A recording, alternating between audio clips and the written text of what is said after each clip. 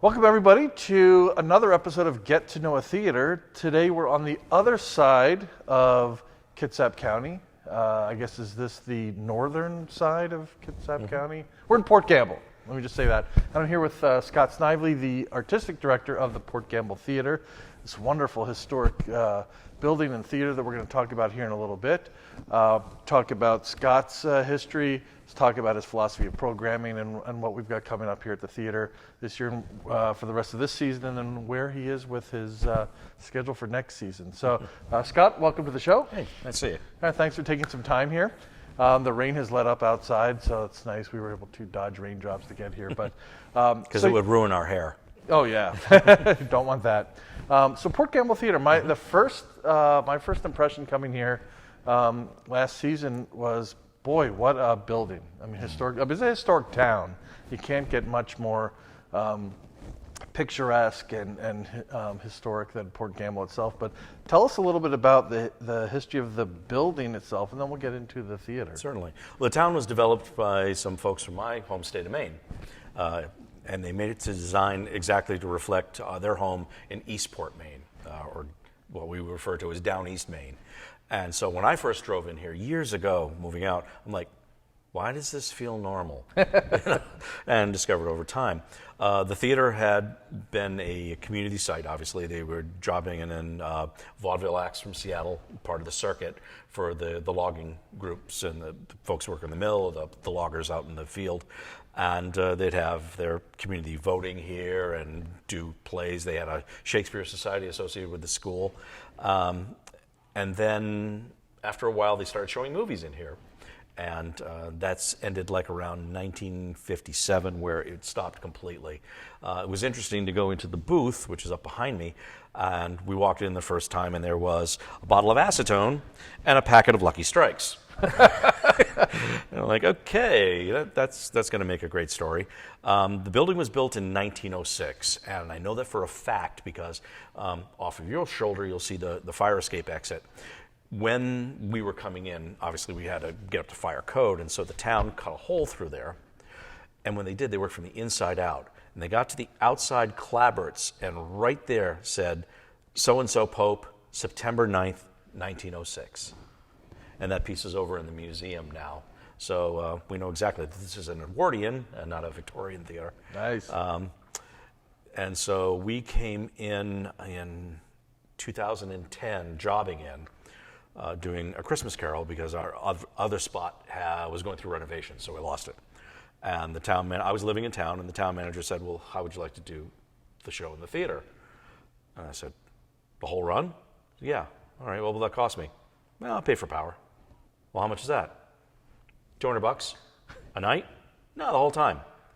Yes, please, and thank you. We were limited to 75 people and had to have a fire marshal on site that we paid because it did not have the safety features. Yeah. But after doing it for a while, he was like, yeah, bring them all in anyways. After that, our board sat down with John Rose and Pope at the time to negotiate turning this into a permanent spot for us. And in August of 2011, we opened with our first show, which was The Mousetrap. Okay. Yeah. Which is the longest running show in theater history. Yep. Yeah, very cool. So, and you've been with the organization from the beginning? I've been with the organization in two sections. I was with them 1984 through 99. Then I moved back to Maine for a while. Okay. And it only took a couple of months to realize why I left in the first place. And then I came back here in 2006, reconnected, and have been on the board ever since. Yeah. No black flies here or anything No like black that. flies, no mosquitoes, no nothing. So the building, I mean, it's there's a post office downstairs. We're on the second floor of the building. Nice when you come in, and we'll take some pictures of this and share them. Stairways on both sides. One, there's, I guess, a little elevator. It was it's a chairlift that we used. Okay, a chairlift. And that was something we negotiated with the town. When they first came in, they're like, well, it's going to take us 2 years to put in a chairlift. I said, it's going to take us 6 months. What do you mean? I'm a nonprofit. People will donate for their tax reasons alone. We'll have it in 6 months. And Brad Camp, who's currently our board president, is our great front man. And he found that money in 6 months. And so that was the only thing holding us back. The town put in the fire alarm systems. We extended the stage a little bit. We've extended it even further since then, put in the permanent theatrical lighting, ordered the chairs, and so we're up and running come August of 2011. And generally, how many people for a show when you set the chairs up do you have? I set up comfortably for 150. Okay. I have, in our first season, we did Anne of Green Gables, very popular show, and we borrowed chairs from other places. I've had 235 people in here. It is uncomfortable. And so I stop at 150 and pull the trigger and just say, sorry, we're sold out. And I think my first show that I saw here, I think, was Cinderella. Rodgers and Hammerstein Cinderella. And there was a loft up there where you had live musicians, Yep. I believe. And obviously you can see where the old projection booth is up there. We'll show pictures of that as well. I imagine, the building this old, and you've kind of hinted, well, you didn't even hint, you came right out and say, there's a couple of ghosts that are floating around. Yes, in here, there right? are. I know. I have never personally seen them, but I've got friends who are more sensitive to that stuff. I am told there is a young lady in the back by the ladies' dressing room who is waiting for her lover. There is a gentleman who's a janitor who will be sweeping the floors, and there's another gentleman on stage that has a top hat. Any one of them can learn their lines, I will cast them. That simple. I'm always looking for people. They've got experience. Yeah, exactly. They've been around, they've seen how we work, and we'll see what happens. But I would cast them in Christmas Carol tomorrow. Well, you mentioned, I believe, the bottom floor, I guess there's a basement where the morgue was? Yeah, that's exactly right. In this town, the town morgue was the basement or cellar of this building. And then the next floor was the main town office where they're distributing payroll, the post office, a few other town offices, and then the theater. And the town itself is known for its haunted house across the way. Yep. So it's definitely a tourist attraction. Absolutely. There. They have ghost walks here. I think they start up as we start to get darker, late summer, early fall. And ghost conferences are held here every year, usually the first week of November. And they use the theater for that purpose. So there's lots of opportunities to explore this. What I love is just walking up to the graveyard and seeing, in my case, all these people that grew up near where I did, who came, made a life here, and now have passed on to their reward. Yeah, it's a beautiful place to come and walk. We've walked through the graveyard a few times, and you see the names and dates of the headstones. I think there's some Civil War folks that are buried there? Yes, Civil War era is right. So a lot of the houses are 1865 going forward. And if you walk up there and you see the stones that have the little lambs on them, those are all children. So that was a little hard to take. Yeah, I bet. So let's talk about the programming and the theater organization. We've talked about the building. We just closed, or you just closed, on Golden Pond. Yep. Let's talk about your programming philosophy. So I've seen some wonderful shows here. I mentioned Cinderella on Golden Pond. We saw Glass Menagerie here last season. Murder on the Nile. Yes, Murder on the Nile. So tell me a little bit about your philosophy of programming. Previously, we were the Roving Players, and they'd been around since 1987 or something of that nature. They specialized in family shows and Shakespeare, and we took on that and adopted to keep it. My argument to anyone that would listen was, let's learn the lesson of the animated Lion King. It was the highest grossing film of all time until, I think, Avatar came out, right? Why? Because mom and dad brought the kids. Then grandma and grandpa number one brought the kids again. And then grandma and grandpa number two did it. Then they all came a second time because they loved it so much. Making opportunities for people to go out and enjoy as a family. And so I will gravitate to things that are family friendly, that are classics, because if they're classics for a reason, right? On Golden Pond, I had to make the announcement about language because it does have some subject matter and it's a little touchy. True, yep. And it was the first one we'd done with that nature, but life is full of that. You got to take the risk every once in a while. Obviously, Chitty Chitty Bang Bang is kind of the opposite side of that equation, except for the child catcher. He's a little scary. Yeah. There's some villains out there in some of these older stories that are just spooky. And so the next one's Harvey, lovely little sweet comedy, the old Jimmy Stewart film, and then best Christmas pageant ever again. And so we find that is our niche. We'll do Shakespeare, I'll do Christmas Carol every once in a while. Why? They don't cost as much as, say, a big musical like Chitty Chitty Bang Bang. Yeah. And so that has been the philosophy of it. I am looking that way for 2025. I like shows that are, for the most part personally, that tell the story above lots of stuff. You know, Chitty, you can't help it. It's a music. You got to commit to it. But years ago, we did Around the World in 80 Days. 5 characters, minimalist, lots of imagination, getting away with as much vaudeville Monty Python stuff as I could, and which are major influences in my life and my directing style. So that's kind of how I make a determination about the season. I will listen to people's suggestions. We've done Oh Coward, which really didn't fit that ilk, but still was well received. But for the most part, it's got to stay within that, because we currently live 100% on our box office. We've been trying for years to get that grant writing sort of thing going, and we've just been too busy. Yeah.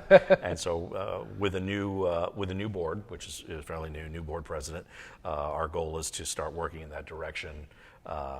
Not so much as a fail-safe, but as a way of taking the theater to that next level. Sure. Yeah, because there's always that balance as an artistic director of finding things. You need to fill the seats, because as you were mentioning, the importance of ticket sales, but also those stories that are unique or they're important to tell.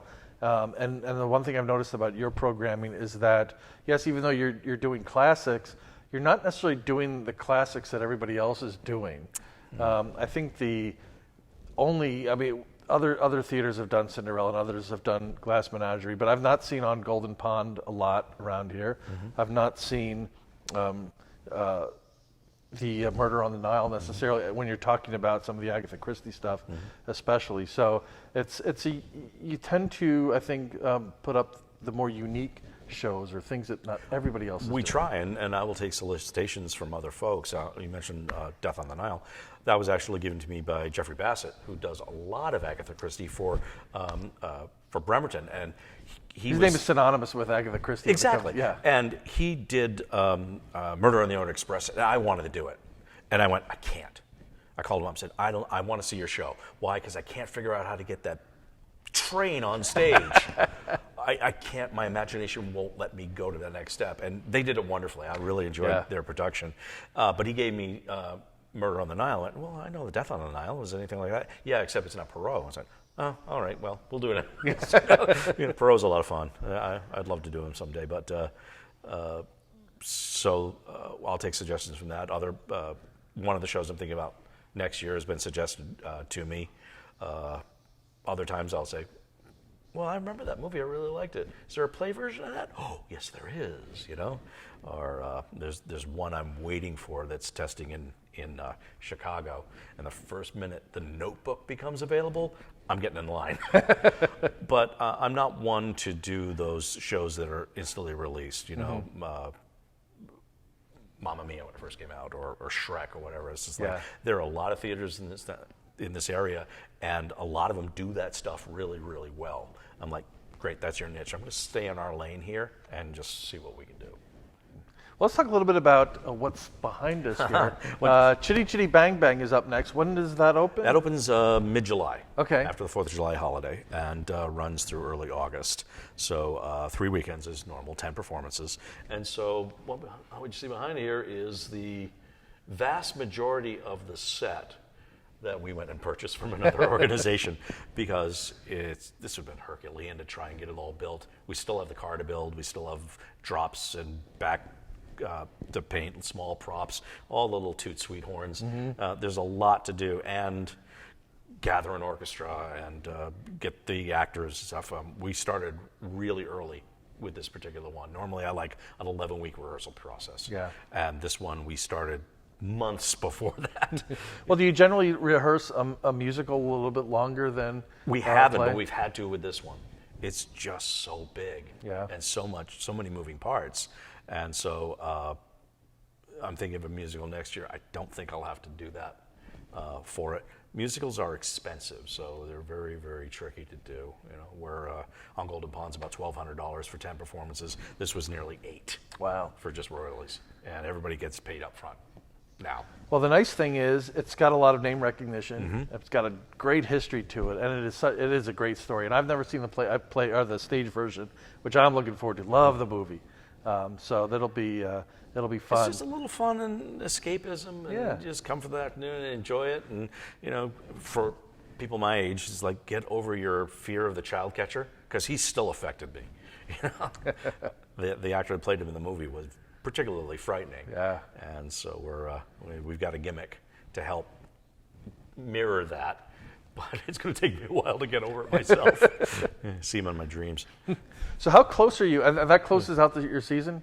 No, that's this you is go. second. We're calendar year. Your calendar year. Yep, That's right. we're calendar year, So the best Christmas pageant ever you were mentioning is going to be closing out a season, and I will be able to announce next year's season during Chitty Chitty Bang Bang. I'm that close. Okay. Yeah. Really, you were mentioning you're really close to it, but not quite there yet. Well, I'm waiting for one last director to pull the trigger, and then it's off to spending money with the contracts. And you mentioned Harvey in the. Harvey is the October show. Yes. Okay. Yep. That's Awesome. one in between. So, big show, smaller show, medium-sized show, and I don't know what to say. So for people who want to support the theater, you're a nonprofit. Yes. A 501c3, I assume. People can. Is there a place to donate on the website? How do people? Not at present. We're working on that. So a direct letter to our organization. You can get that right off the website, though. Okay. Yeah. Or if I imagine if they come to a show, they drop off. Absolutely. Yes. Yes. So you said you had bank experiences, so did I. It's like, yes, I'll take anybody's money. No problem. Everybody's money spends the same. Exactly. I'd love to buy the building someday, but that's down the road. And of course. Based on whatever happens with the organization that owns it. But for the meantime, we're just having a lot of fun. Yep. Absolutely. So it's not worth it if it's not having fun. That's true. So the website is PortGambleTheater.com. Okay. Theater is ER, not the British spelling. No worries there. So we'll get that posted in the show notes. Also, you're on social media, Facebook, Instagram. I think we have a Twitter. I don't know about Instagram. Okay. Yes, I'm the old guy. I don't know about these things, but I have others that do that. I haven't gotten to the TikTok portion. We were talking about this before. And who knows if it's even going to be around. But yeah, it's just one of those things I can't, be in my 50s. I'm just not there yet. It's so anyway. So PortGambleTheater.com. He's a baby. Scott Snively, the artistic director. Thank you so much, Scott, you. for taking some time to help us get to know a theater here in Port Gamble, the Port Gamble Theater. I am Greg Heilman for the Sound on Stage, and I appreciate you taking the time to support us by watching this. So until the next time, I will see you at the stage door.